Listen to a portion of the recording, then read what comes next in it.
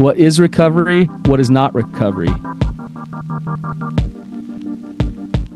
Welcome to the Therapy Brothers podcast. I'm Brannon. I'm Tyler. We're brothers. We're therapists. And we know recovery. Bring your stories, your questions, your successes with real recovery.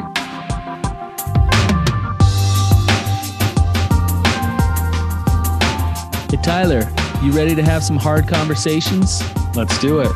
Let the Therapy Brothers podcast begin. Brannon, you've gone and done it, man. Living my best life. If you guys aren't watching this on YouTube, Brannon finally, after years, like probably since 1997, he went back to his favorite hairstyle ever, and he is he's actually sporting the mullet. You got to see it to believe it. So go over, subscribe on YouTube to the Therapy Bros. I love it. Actually, with those flowing locks of yours, you make a really nice mullet. Oh yeah, it's like I said, I'm baseball dad now. You got the baseball haircut. Why are you laughing? I love it, man. I love it. I just have images, memories of our childhood where you grew your hair out for like almost a whole school year just so that you could have a party to shave it into a mullet. Well, that was back when mullets were like funny, and now they're like in style. Yeah, it's crazy. Hey, the mullet has always been a timeless haircut. Hey, business in front, party in back, man. That's right. Well, yeah. Well, we should get to business. Hey, before we get into the topic today, though, just if you'd like to become a caller on the show, therapybros.com, therapybros.com. Go hit the button to ask a question, and it'll allow you to sign up. So if you have any questions, or you'd love to come on and talk with us, we'd love to have you. That's the way to do it. If you've been wavering to come on, now's a great time to come on. So head over there, sign up. We'd love to have you. All right, Tyler, you ready to dive in? Yeah, let's get into this a little bit. Actually, this topic is coming a little bit from, I don't know if I'd call it frustration, but almost my own frustration after talking to clients for over a decade, after talking to podcast guests for hours on end, over and over again. And what's interesting is how people can be, working a recovery, I put in quotation marks, for years, and then not yield the results that they're looking for, and get stuck in the same patterns and the same traps and the same things that they've always been stuck in. In fact, sometimes the shame is exacerbated after years of trying to work recovery. And people are shooting at the wrong target so often. I just wanted to have a conversation with you about what are those wrong targets and what is the right target? What is actual recovery? Recovery shouldn't be this ambiguous thing that's out in the cosmos. It should be like an actual real thing. And I just wanted to clarify that. And so, yeah. So with that, Tyler, I'm sure you've seen it for years too. You've kind of felt that frustration of people spinning their wheels, not getting better, not getting the results they're looking for. I think, Brannon, this is a good topic because I've felt the same things as you. And I have in many occasions and many times actually been wrestling with how to actually articulate what real recovery is versus all of these other versions of recovery that might be out there. Some of all these versions of recovery we're going to talk about today actually have validity towards a wholehearted recovery. And so it's not like you throw them out, but they can't be the sole focus. And I think that's something we're maybe going to get into a little bit, is the target we're looking towards might include some of the things that you're actually doing. But if you're doing those things as the final target, oftentimes that's not enough to have a wholehearted recovery. Yeah, a lot of it depends on intention. What's the energy behind why you do what you do? And that makes all of the difference. And when you look at the energy behind it, you shift that energy, it changes the outcomes long term. So maybe we should break down just some of the the targets that we see that don't work. And I think when as we do this, Brannon, it's important that you and I acknowledge that when we talk about these things, we're not like shaming anybody. We're actually saying this is where you can get really frustrated because you're putting in so much effort, maybe even with a good heart, but it doesn't seem to be yielding the right results. Right, right. So if we can back up just a little bit, and just if I can illustrate what I see a lot, which is somebody has a behavior and they're doing this behavior usually in secrecy, and sometimes that behavior has gotten more intense and more extreme over time. Sometimes it hasn't. It's just kind of stayed steady. But it's a secret they have. It's a thing they do and a secret that they have, and it's sexual in nature, and so there's a lot of shame about it, and there's just a lot of guilt and a lot of just torment and self rejection going on, and either they finally have had enough and they're motivated on their own to say, I'm done with this, or um, or they get caught and the consequences pile up in their life and they say, uh-oh, like I better do something about this. Whether it's external motivation or internal motivation, they get to a point in life where it's like, ugh, pain. I don't like pain. Something needs to shift. So where they go next is, what I need to do is get rid of this behavior in order to be happy, in order to not have these consequences. And so they attribute the issue to the behavior that they've been doing. And so they work hard to try to get as sober as they can get, to try to control their behaviors. And there's even a sense of self-rejection in there of, I got to force myself to not do these things. I got to force myself to not be who I am, to shift these things and to try to control my behaviors, because if I can control my behaviors, then I'll get better. I'll rebuild trust in my relationship, or I'll get the consequences that I want. So this is kind of what we see all the time.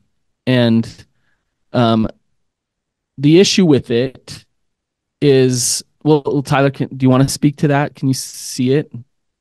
Yeah. Well, yeah. So for the first, what you're saying, when you look at what you just said, it makes sense why we go that way, because the thing that bears its ugly head, so to speak, is the behavior itself, right? That's the fruit of the plant that you can see.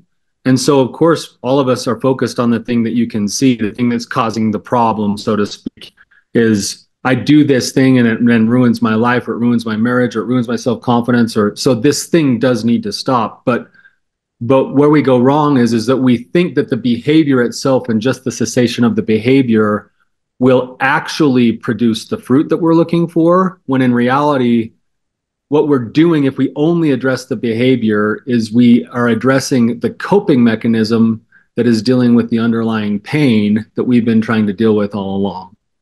And so, Yeah. so we're going to be leaving, in a certain sense, we're going to be leaving parts of ourselves, important parts of ourselves behind. In fact, necessary parts of ourselves behind, if we're only focusing on stopping the behavior. And then when the focus turns into only stopping the behavior, it too often lends itself to the things that actually feed more shame. Things like compulsion and control and rigidity, and all of those things actually fuel more shame. Shame loves those things. Shame doesn't like structure, but it loves compulsion and rigidity. Yeah. So what you just said there at the end, I think is important to really highlight, is when you go in with the wrong intention of just trying to force yourself to stop this behavior, then you are not only are you not really getting better, you're actually getting worse, because your self-rejection is the problem here. And so if you go into this using more self-rejection to stop this behavior, you're learning how to reject even more. Which then, and you and I, is the perpetuation. Yeah, and Tyler, you and I know this from experience, but that perpetuates the behavior. Like it actually creates more compulsive acting out as a result, and it leads to this like vicious cycle that goes on and on and on. Um, so we see a couple of things, Tyler. I want to stop this behavior. So recovery means stopping the behavior. The other thing that we see a lot of is I don't want my spouse to be mad at me. And what I need to do is get them to think that I'm a good person and get them to like me. And then I'll be in recovery. That like they determine and my marriage determines whether I'm in recovery or not. Because if she's good, I'm good. Right. If happy wife, happy life. Like if that's okay, then everything's okay. And again, this perpetuates the problem too. And why, Tyler? Because it lends you to focusing on managing and manipulating her feelings as the success bar rather than looking at yourself and systematically working towards a place of congruency and self-acceptance. In some ways, you would rather try to keep her happy than to be honest with yourself. Yeah, you're operating from a place of fear still, correct? Right. Like if you're Mr. Nice Guy, codependent, trying to get your spouse to like you, that's all that matters, then you're still resonating in more fear. And so you're not getting better on an individual level, and you're not making your relationship any better. You're making it worse. Right. You're right. Yeah, exactly. So in an effort to try to make, and that's why it's so exasperating is because you think you're trying to make it better when in reality it's not helping it. Yep. Yep. Because it's not based in that place of like authenticity and honesty with the process that you're engaged in. Right. Right. Right. Um, yeah. So sobriety focused, relationship focused, recovery, trying to get those kind of exterior outcomes. I'll say. There's Any another others one. you can think of? Yeah, this is going to be a weird one, but recovery focused recovery, like tracking how many meetings you go to and how many assignments you did, and like what you're doing is you're basically putting the program of recovery as the recovery, and you're actually missing the real reason the program is in place. Yeah. Yeah. I, So if I go to 7 meetings a day, if I do my 90 and 90, and then I'm like, I'm killing it, and I did this and I did that and I did that, but it's like, but my heart hasn't changed. I you're haven't actually, checklisting it. yeah, that one takes a ton of effort, and it never yields the deeper, richer, like beauty of what real recovery is. Well, and you know why? Because if you're checklisting it and you get all the systems in place and do all that stuff and checklist away, what you're not doing is taking full ownership and accountability for your recovery, of what works for you and who you are, and you're just trying to show somebody how awesome you are, whether it's yourself or someone else, and you're just going through the motions. And you know, recovery. Well, before I move on to this, Tyler, any others you can think of? In terms of like targets that look like recovery but that aren't. Yeah, I mean, I have one that we see once in a while, and it really has to do with church and kind of religious structures. But when you're working with a leader and you're trying to get sober enough, again, it comes back to the sobriety thing. Sober enough so I can get to a certain point, so then I can go on a mission or go to the temple or do this with church or whatever it is. There's I've seen people put time frames on things like, well, I just got to go 6 months and then I'm good enough. Um, that it doesn't work. And that's not recovery. Okay, that's a white knuckle, of the behavior. It's behavior focused. It's a white knuckle. It's not addressing the actual issue. Right. Right. Yeah, Brannon. That's another one, and it ties into the white knuckle and the sobriety as. And this, you said this is an important part, and I think this is something we'll have to cover more in this episode. Is as a result of then being good enough, Yeah, something, yeah.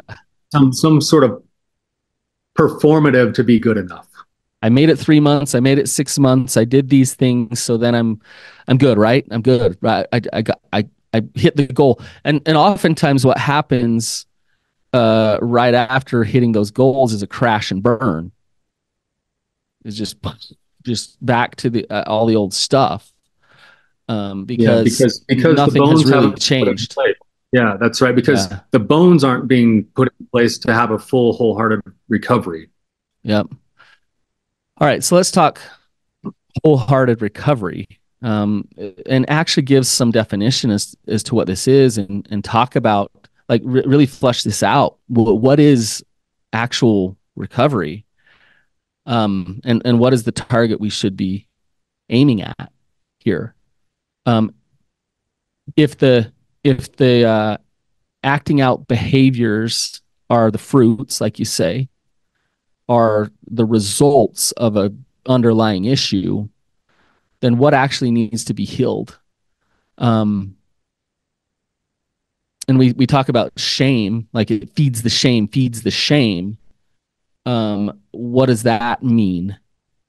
And how does shame play into recovery or not recovery? Right.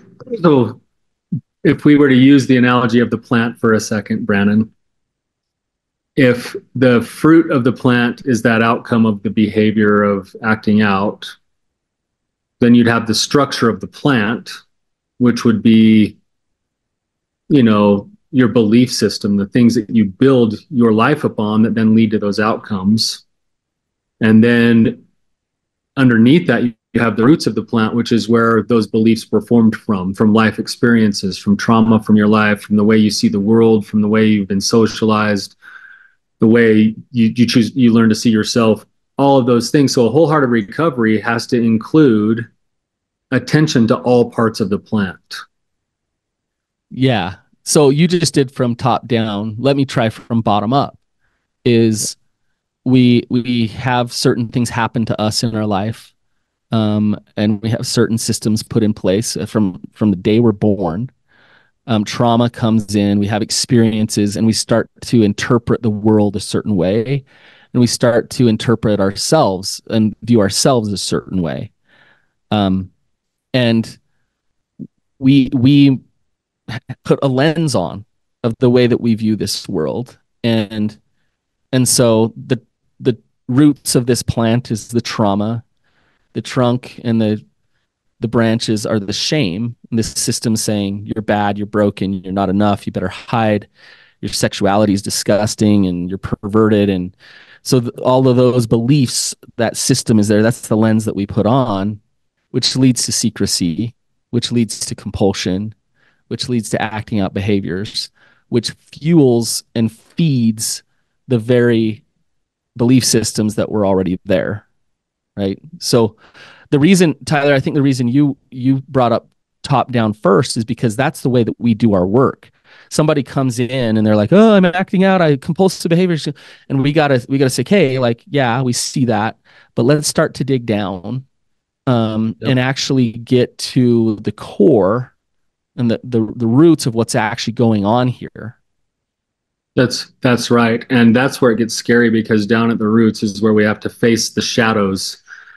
We have to face the shadows of our life that we spent most of our lives in our egos trying to avoid. The things that tell us we're not enough, the things that have left us feeling compromised, even the drives inside of us, like, the more you and I get into this, we're not in the business of killing sexual drives. We're in the business of harnessing them.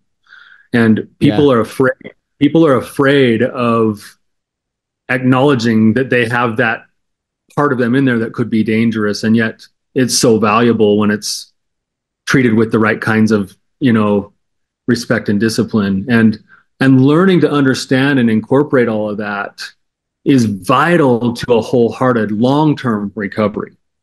I get this image in my mind, Brandon. Maybe I'll flesh this out in a different episode too. But like for me personally, I wake up every day and I feel like I have this in front of me every day, maybe multiple times a day, where I'm standing on my level ground when I wake up. And if I look up, I can see up ahead of me, there's a mountain that I get to climb. And that mountain, at the top of the mountain, I can see I am.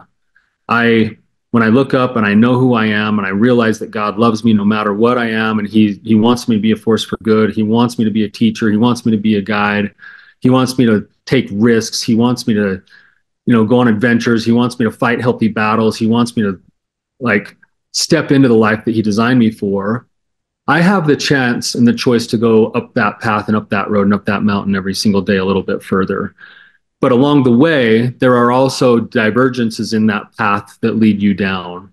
They lead you back down into the old way of being. They lead you back down into maybe it's a thought that comes up of shame of why am I not enough, or maybe it's a sexual trigger that comes up, or maybe it's something that somebody says to you, or maybe it's that you're stressed out and tired, or maybe there's just a physiological trigger that happens. And if you entertain that, and then you criticize yourself, and then you live in the shame of it, then you obsess about it, then you become compulsive over it, then you end up acting it out.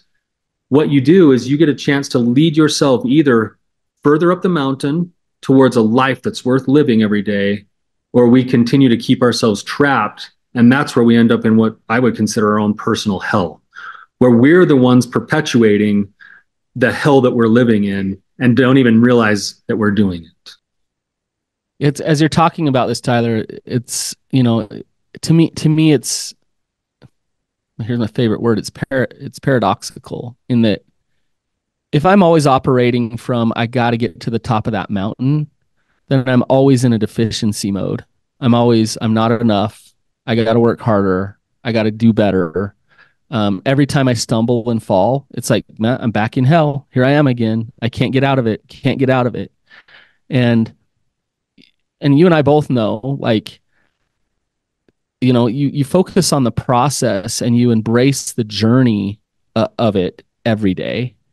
And when you stumble and fall, if you can learn and grow from that stumble and fall, then you're in recovery, not standing on top of that mountain that you're talking about. Yeah. In fact, I would add to my analogy just a little bit, Brannon, that keeping the eyes on the target does not mean you're shaming yourself for not being there. It's you step where you look. And if you're looking up and you know where you want to be going, then at the same time, this is the paradox, I can take today's steps. And what you're saying, Brannon, is that wholehearted recovery fully embraces the growth mindset, that I will continue to learn and grow. I will never actually reach the top of the mountain, because I'm always forever growing. But if I keep that vision and I start to treat myself like I'm capable of climbing the mountain, then when I do stumble, I can also develop the skill set that allows me to. So in essence, if we're using the analogy, if I take the wrong path and I start to go down, I can develop a set of skills and tools and ways of seeing the world and thinking to reorient myself and put myself kind of bushwhack my way back to the true path.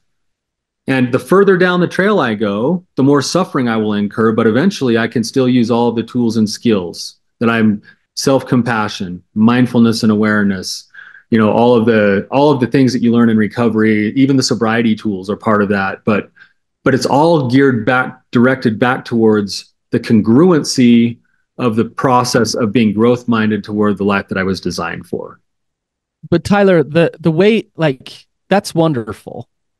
But to actually navigate life that way sounds wonderful. But if I'm a person steeped in shame, and you tell me that that's how I should navigate life, how am I going to respond? Like, oh, I'm failing at that. I suck. Yeah, more failure, right? And because you're absolutely right. This is the like ongoing person that's in recovery. This is how life looks to them. But at the core of it is, you brought this up earlier, and I want to bring up a couple things that you brought up. At the core of it is this trauma, and this trauma has said that you're not enough. And then you know that I'm not enough, I'm broken, I'm not lovable, whatever it is, whatever the shame says. You could go to Tyler, you could come to me for therapy, and I could say, you are enough. You're wonderful. You're great. But in order for you to actually know that you are, you have to experience it. You have to, because you learned it from an experience in the first place. To undo that trauma and to change those faulty core beliefs, you have to experience something different, which means that it's going to require a bit of faith and a bit of courage in order to put yourself out there to experience something new. It's going to require acting opposite to what your shame is telling you to do in order to experience something different. And when you have those experiences, then all of a sudden your view changes. Your perception of the world shifts completely. And when your perception of the world shifts completely, you have a different operating system. You can get on that path that Tyler's talking about, and you can sustain it long term. Right? So Brannon, part of what you're saying, yes, part of what you're saying that's necessary for a wholehearted recovery is emotionally corrective experiences best served in the places where your darkest fears lie. So for instance, what I'm hearing you say is if I, as a young man, I learn that I can get a lot of people to accept me and love me by performing really well. And if I hide all of my mistakes, then they never see my mistakes and I don't get rejected. That's a core belief of mine that then as I grow into adulthood actually robs me of connections with other people because I can't ever be perfect. I'm never going to like myself because I'll never hit the target that I set for myself. And then when I do stumble, people are going to judge me and then it'll reinforce my shame. And if that's the belief system I'm living off of, what you're saying, and this is scary, what you're saying is that what I need to do is find a place where I can go and show my imperfections and have somebody say, dude, I love you. Yeah. Wow, man. Thanks for sharing. That's exactly it. So, and it's instead it's unique. Of like, well, it's unique to the type of shame. So like, let's take you and I, for example, Tyler, growing up, you were the hero, you were the performer, you were trying to show mom and dad you were the best, golden child. I was the lost child. Didn't want to be seen for a while. I tried to play small in order to not be seen. So you can see us, we're different. What you need to experience is to be fallen. You need to fail in front of somebody who is important. You need to experience that I'm okay even if I do fail that way. What I need to experience is I gotta and this was excruciating for me for a while. I gotta put myself out there. I gotta jump in the arena and have someone laugh in my face, and think that you're not okay. But I have to put myself out there because I got so good at hiding. You can see the different experiences that we both need. So, looks like Tyler froze on me, so maybe he'll be back here. But luckily, this is a topic that I can go on about for a minute here. We miss that experiencing. Tyler says an emotionally corrective experience. I believe it's an emotional and spiritual corrective experience. And our systems get so good at protecting us from having those gut-wrenching, vulnerable experiences that we stay stuck in the perpetual cycles of the shame again and again and again. Our systems are set up to help us avoid the very things that we need. And what's beautiful is when you get to know yourself and you realize, look, I can step into these most uncomfortable situations and I can gain strength from this, then I'll know myself different. So welcome back, Tyler. I told him you froze up so I was just saying, Tyler, how we get we don't want to do these vulnerable things that I'm talking about. And then we get caught in protection mode of trying hard not to be in the position of, for example, you being seen as a failure or me being seen at all. And so we work really hard to not do that. And that's actually the exact thing that we need. The cave you fear to enter holds the treasure you seek. There's a reason I bring that up all the time, because it does. Absolutely. Are you with me, Tyler? I'm 100% exactly where you're going, Brannon. I love the fact that we could be two brothers from the same family and have actually the need for the same principle, but a different actual like logistical in order to get to those things you're talking about. Where as you're talking about it, it's sitting on my heart. Like I spent my whole life looking good in front of people. I still do that. Yeah. Right. Yeah. You still have And that every yet, day. You have and that yet battle to fight. Yeah. every day, and I have to figure out how to continually put myself into places where, whether that's with God or with other people, I have to bring my humanness back and say, this is me. And let myself receive love and affection regardless of perfection. Um, and in your case, it's the opposite, Brannon, where you needed to learn to step out and actually accept yourself being seen a little bit more and put yourself out there. And and as you do that, you have that emotionally corrective experience. And when that starts to take place, Brannon, that's why I think you're going there with this, is then you start to actually see that maybe there is a growth-minded way of seeing your life and your world. Like maybe you don't have to live with the same beliefs that you've always just naturally accepted because they've just always been there. You start to actually get to know yourself. You start to actually see yourself, not what the trauma told you, not what the shame told you. It's like, oh, I'm pretty cool. I'm unique. I'm beautiful. I'm awesome. And when you know that within yourself, and when you know that between you and God, then you don't have reasons to numb your life out. And you don't have reasons to try to get your self-worth from your partner, because you've gotten to know yourself.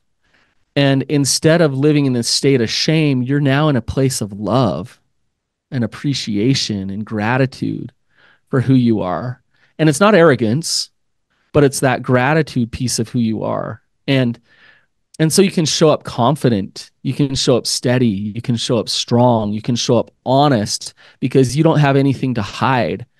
And when you start to show up that way, what do you know? You can attach in a healthy way to others and create intimacy and connection and beauty all around you. And that's, you're not perfect. You're going to stumble. You're going to fall. Like Tyler said, he's battling the battles every day still with his shame. I am too. Um, but there's a different energy and feeling around a person that loves themselves versus a person that's constantly rejecting themselves. That's recovery. A person who's come to that's right, Brannon. I think you just nailed a really great definition of recovery and everything you just said there. That all of those things you described, self-confidence, accountability, humility, possibility, commitment, effort, growth, peace, joy, the pursuit of those things is actually what real recovery is. And it comes through the actual integration and understanding of the places where our darkest shadows lie.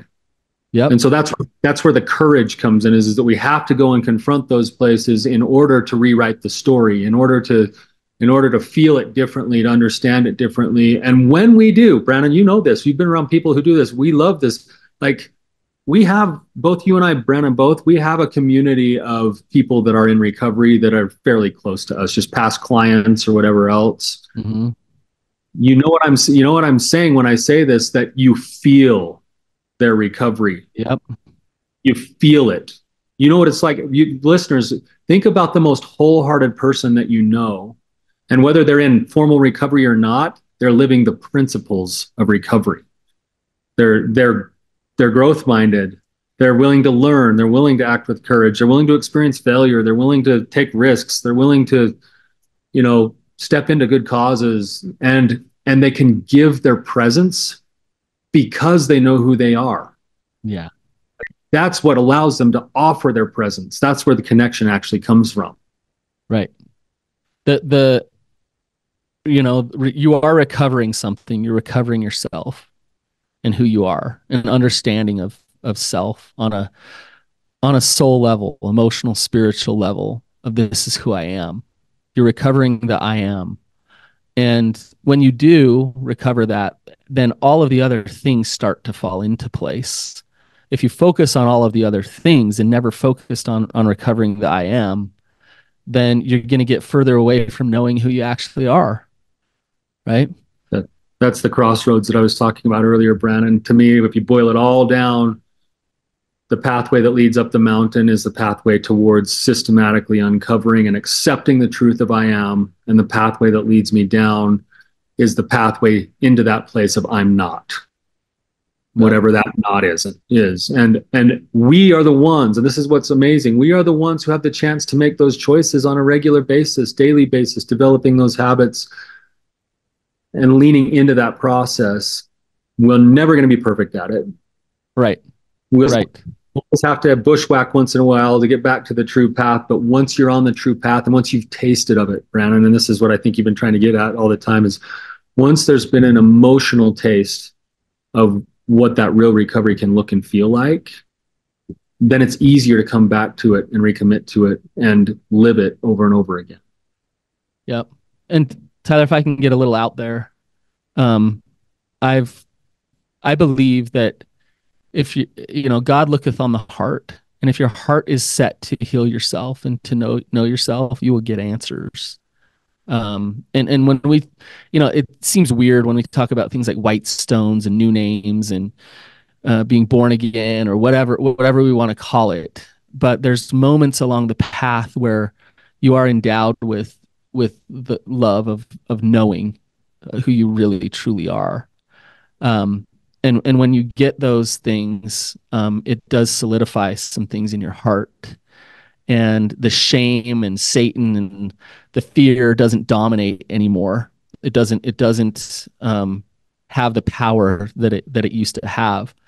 But in order to have those things happen, you have to have the courage and the faith to go there, to go far enough in order to get those endowments, I would say, from God. Those blessings that say, hey, I'm here. I see you. I know you. And you're important. So do I sound crazy? I love that, Brannon. No, you don't sound crazy at all. Could I let you mock me and could I quote a poem really quickly? Oh, I was trying to say stuff to get you to the point of a poem. This is perfect. No, seriously though, I'd love a poem. It's just hitting me this way, and I'll just add a couple of thoughts afterwards to what you were saying. You've heard this one before. At the crossroads, he stood at the crossroads all alone, the sunlight in his face. He had no fear for the path unknown. He was set for a manly race. The road stretched east and the road stretched west. There was no one to tell him which road was best. So he took the road that led him down, and he lost the race in the victor's crown. He fell at last in an ugly snare because no one stood at the crossroads there. Another boy on another day at the self-same crossroads stood. He paused a moment to choose the way that would lead to the greater good. And the road stretched east and the road stretched west, and one was there to show him the best. So he turned right and went on, and he won the race in the victor's crown. He walks today the highway fair because one stood at the crossroads there. And I think, Brannon, that's what we're getting at today, is the experience with God at the crossroads. That's the key. Mm-hmm. We have to put ourselves into the reality of wrestling with a higher power at the crossroads so that we can learn the better way, because most of us have been raised by flawed human beings in a fallen world that have given us beliefs that we didn't even know we had, and we took the road that let us down, and maybe felt like we'd lost the race in the victor's crown. But the truth is there is one that stands at the crossroads, and when we come to understand our value in a higher power's eyes, there is direction that leads us to the better path, and that better path leads to life and joy and vibrance and color and possibility. And that is what recovery is.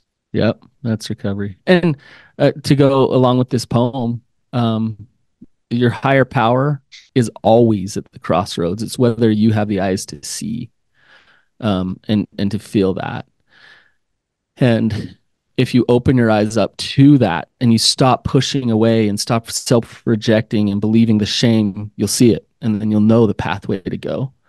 And that's recovery. And so when people come on and they you know they focus on all the wrong things, and that's okay. That's where they're at. But if you're listening to this episode and you're thinking, maybe I've been missing it, um, to let the cat out of the bag just a little bit, Tyler and I have been working on a program that's all about healing these core wounds and shifting your belief systems.